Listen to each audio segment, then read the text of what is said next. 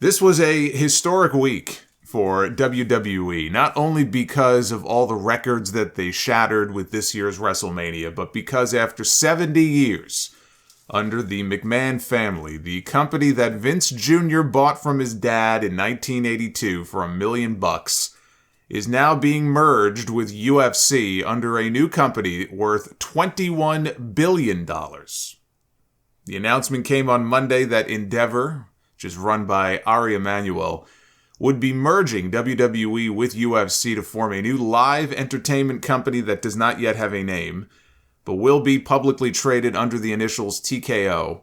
It is an all-stock deal. It is expected to close by year's end, pending regulatory approval. If for any reason the deal is not done by January of next year, WWE is going to have to pay a hefty penalty, and the whole thing would fall apart. But that is very unlikely. This is all very amusing if you think back to the podcast Colt Cabana did with CM Punk, where Punk once, he said once upon a time, Vince McMahon would not let him walk Chael Sonnen into the octagon for his fight because Vince thought that UFC was barbaric, he thought that somebody was going to die, and here they are now merging.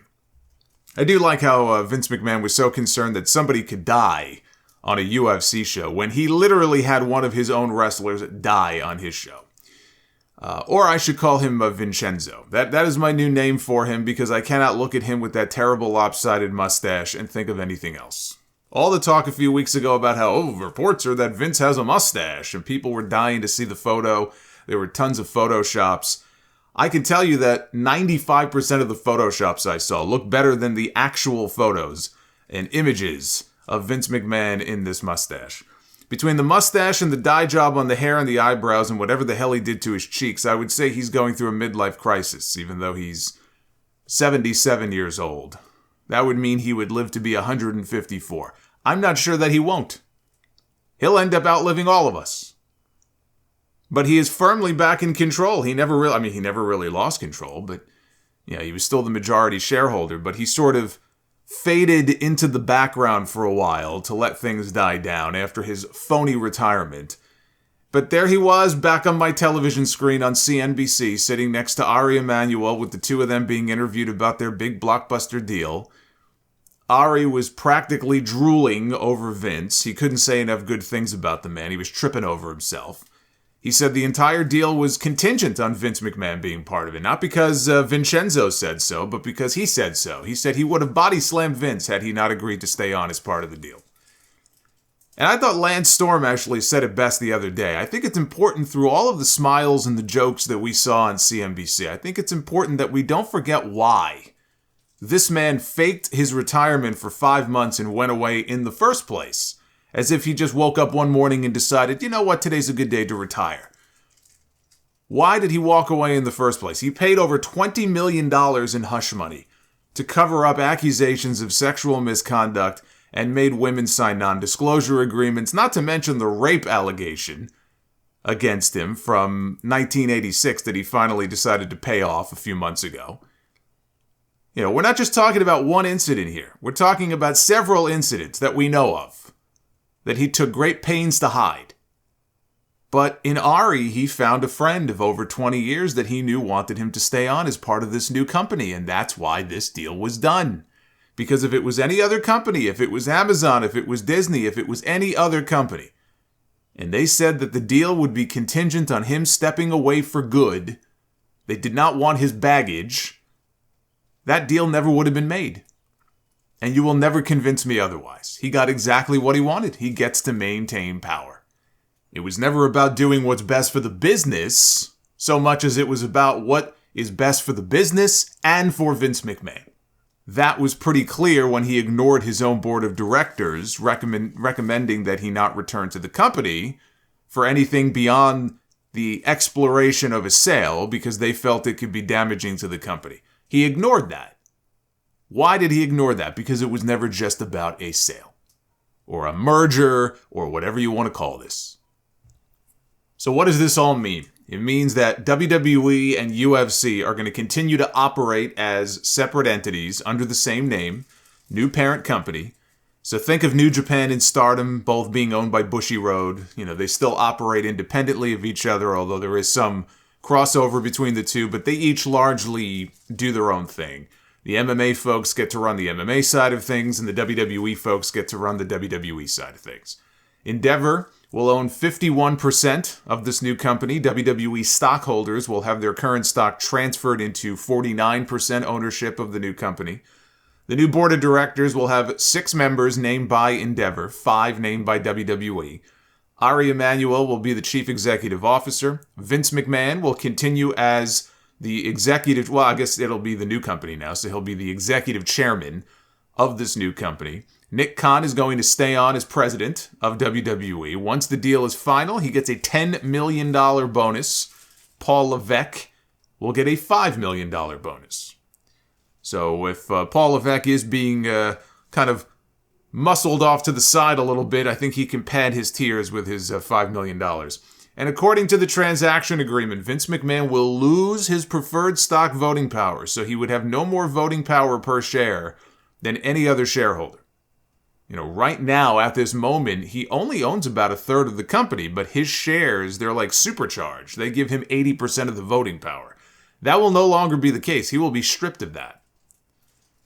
WWE's deal with Saudi Arabia doesn't look like that's going to be affected, even though Endeavor pulled out of its relationships with the Saudis after the Khashoggi murder. They actually returned the $400 million investment from the Saudis.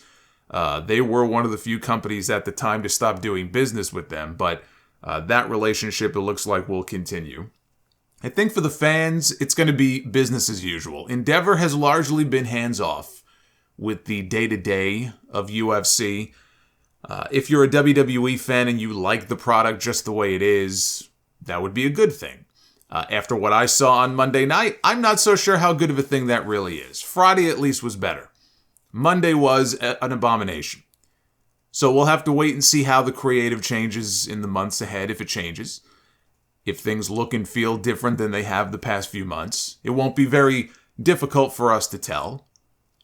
The concern internally has to be about the potential cuts. This happens all the time with mergers and acquisitions. Jobs get eliminated to cut down on what they call redundancy. If Endeavor can use their own lawyers and their own accountants, then they don't need WWE's lawyers and they don't need WWE's accountants.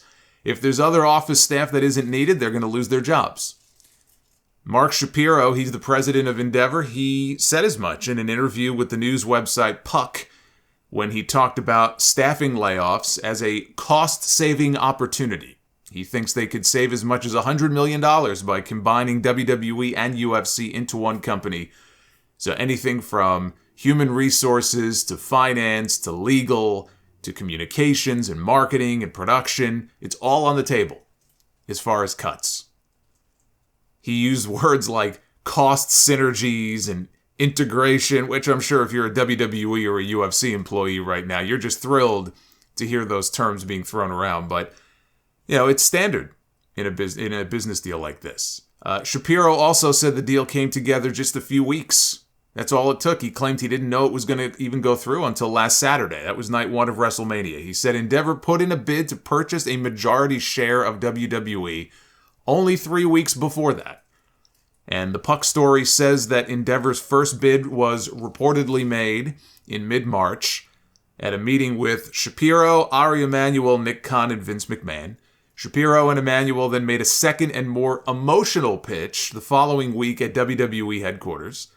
Liberty Media, which owns F1, the Atlanta Braves, and SiriusXM, they were also in the running to purchase the company up until Endeavor and WWE signed a term sheet on Saturday evening. And Shapiro said he feels the merger puts WWE in a better position to negotiate television rights fees later this year.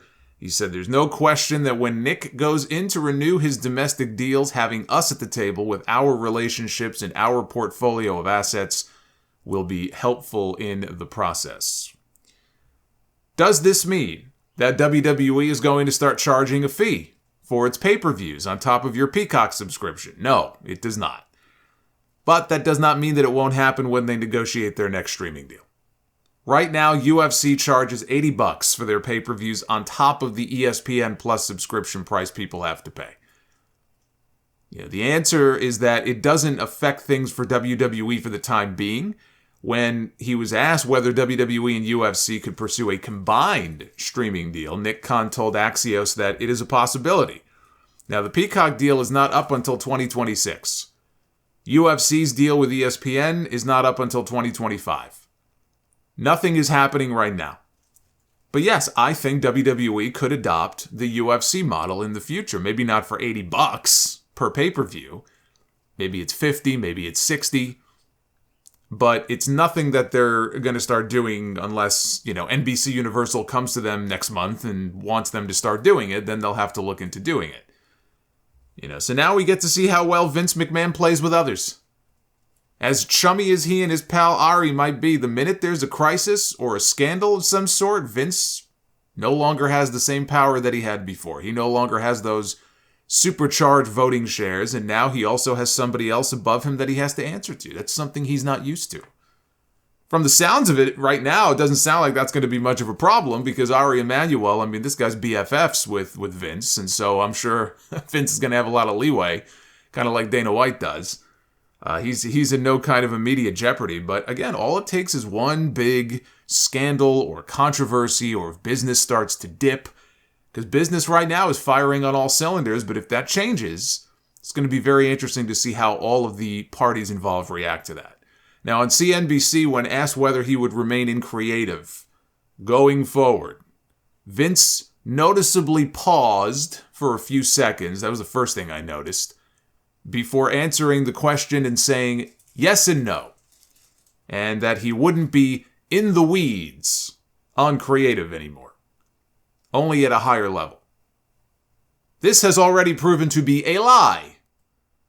By the way, those were the exact words that he used when he appointed Paul Heyman and Eric Bischoff as executive directors for Raw and SmackDown back in 2019. Bischoff was gone within 4 months, and Heyman barely lasted a year.